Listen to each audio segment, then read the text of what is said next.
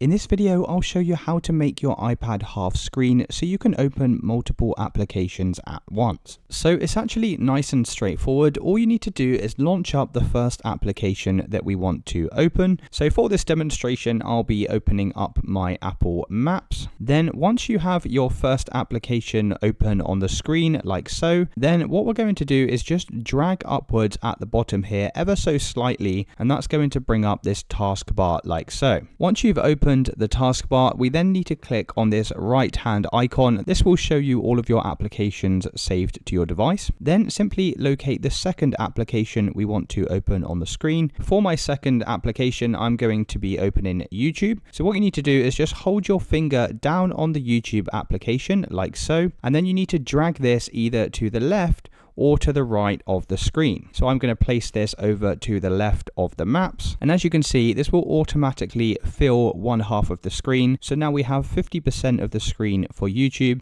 and then the other 50% of the screen for our Apple Maps. Now you can also resize this to make one half bigger than the other, just by adjusting this central slider here. You can either drag it to the left or to the right. And finally, if you want to add more applications to this, you can also do that by heading back over to the taskbar, come back over to more apps, and then we can now add a third app inside of here. So I'll be adding my photos. I'm just going to hold down on the Photos app once again.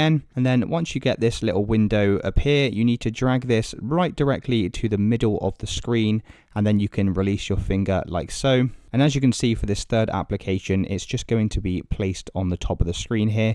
You can actually move this over to the side as well. If I drag this over to the right here, you can see it now disappears to the edge of the screen.